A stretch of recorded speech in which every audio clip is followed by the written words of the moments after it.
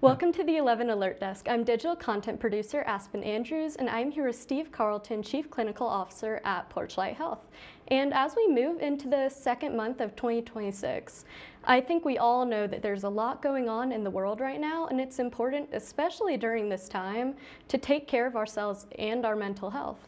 So Steve, starting on that note, as we are going through some tough times, how does that affect our mental health? Well, it's a more subtle one, right? So, typically in people's lives, we have ups and downs, and we have things on a pretty regular basis that cause us stress and anxiety. And when there's also news events and events going on in the world and the country that are stressful, it can have a compounding effect sort of on if someone is already stressed, struggling with depression, struggling with anxiety, it can just sort of layer on top of that and exacerbate and make it a little bit worse. Absolutely. And how does this kind of stress affect our brains? So it's similar to sort of any stressful event that happens in our brains. And the number one way is it changes the way we think about ourselves, other people, and the world around us, right? We all tell ourselves these stories, these narratives, right? And when we have stressful events going on in the news, it can start to change people's perceptions about the world and their safety in it. And while some of that might be realistic, oftentimes it can be very unhelpful and lead people to isolate more, lead people to ruminate more and to think and talk and spend more and more time kind of in negative thought patterns. And it's those negative thought patterns that ultimately really impact how we feel emotionally and how we behave. Yeah, and for those of us who think we might be experiencing something like this, can you break down some ways to calm ourselves?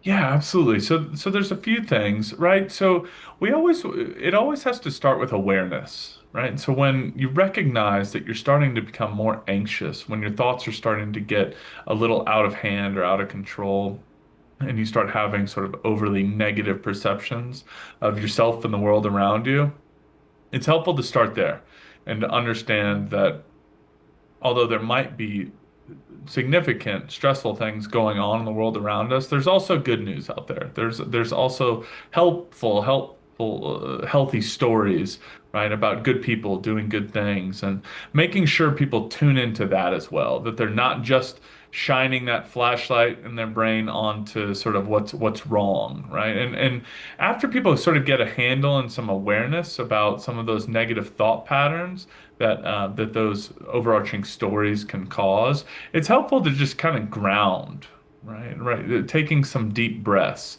having a mindfulness or a meditation exercise, just some deep breathing, which helps calm the nervous system, right? Because when we get caught in ruminating thoughts, it activates our nervous system and it activates that adrenal fight or flight response, right? Which can make us feel more stressed.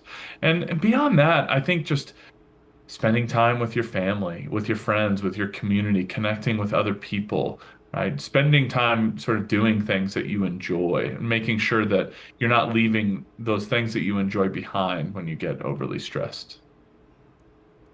Absolutely. And why is now especially not a good time to overindulge, whether it comes to alcohol, drugs, or otherwise?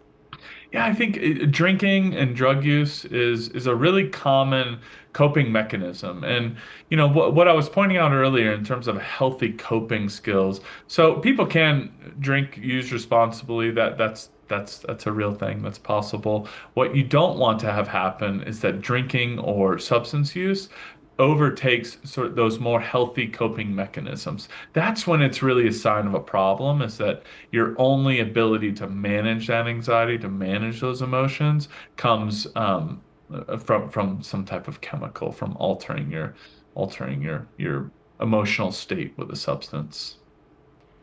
Yeah, and how can you tell if maybe a family friend or someone close to you needs help?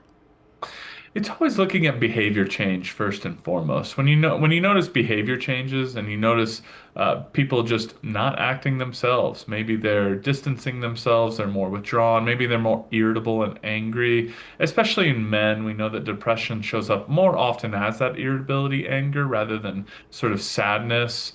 I think noticing if people are drinking or using more. I think all of these are signs, and of course when you notice that people are that they seem to cycle through the same topics over and over again, right? With no real solution, no resolution. It doesn't appear to make them feel better to talk more and more about whatever topic. I think those are signs that people might be struggling more than you think. And where can someone who thinks they might be struggling a little bit go to get help? If it's substance related, porchlighthealth.com, we have a lot of great resources. I think if you're just looking for a therapist and you're looking for somebody to talk to, sort of about sort of general anxiety, depression, sort of just feeling that overwhelm right now that so many Americans especially are experiencing right now, Psychology Today is a great tool. So adding a therapist to your repertoire of coping skills is always a good idea. And it's important always, but especially now, to take care of your mental health. So thank you, Steve, for hopping on to share some tips how to take care of ourselves and our well-beings right now. Yeah, my pleasure. Thanks, Aspen.